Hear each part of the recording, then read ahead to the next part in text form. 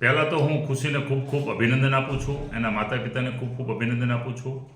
આ ખુશીએ સમગ્ર ઝાલાવાડનું નામ રોશન કર્યું છે. આ દીકરી અમારી ઇન્ડિયન પબ્લિક સ્કૂલમાં 7મા ધોરણથી ભણે છે, પણ 7મા ધોરણથી હું દીકરીને જોઉં છું કે 7મા ધોરણથી એને ફર્સ્ટ નંબર આવે છે. આ દીકરી એટલી બધી વાચાળ હતી, એને કંઈ પણ ન આવડતું હોય તો પ્રાઇમરીના શિક્ષકો પણ એને સજેસ્ટ કરતા. અમારે ઇન્ડિયન પબ્લિક સ્કૂલમાં પ્રાઇમરીનો સ્ટાફ, માધ્યમિકનો સ્ટાફ અને ઉચ્ચતર માધ્યમિકનો ત્રણે સ્ટાફે જોરદાર રીતે એને તમામ ડાઉટ સોલ્વ કર્યા છે. એના કારણે એની 5 વર્ષની મહેનત છે. સીધા 12મા ધોરણમાં કોઈ દીકરી એકાદ વર્ષમાં રિઝલ્ટ લાવી શકે એવું નથી, પણ આ દીકરીએ પહેલા ધોરણથી ફર્સ્ટ નંબર ઉપર આવી છે. પહેલા ધોરણથી એના માતા પિતાએ પણ એટલો સહકાર આપ્યો છે. સારી સ્કૂલ એને પસંદ કરી છે અને આ ઝાલાવાડની ધરાનું એને નામ ઉજળું કરી બતાવ્યું છે.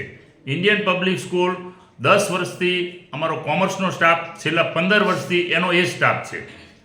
અમારો કોમર્સનો સ્ટાફમાં 15 વર્ષથી કોઈ સ્ટાફમાં કંઈ ફેરફાર નથી થયો અને 15 વર્ષથી અમારા શિક્ષકો મને હર હંમેશ કહેતા કે મહેન્દ્રભાઈ, આપણે ગુજરાત ફર્સ્ટ કોઈ સ્ટુડન્ટને લાવવા છે.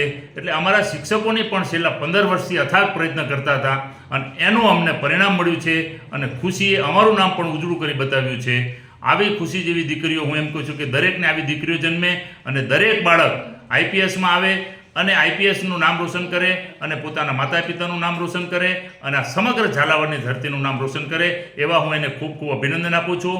એના માતા પિતાને પણ ખૂબ ખૂબ સંસ્થા વતી અભિનંદન આપું છું.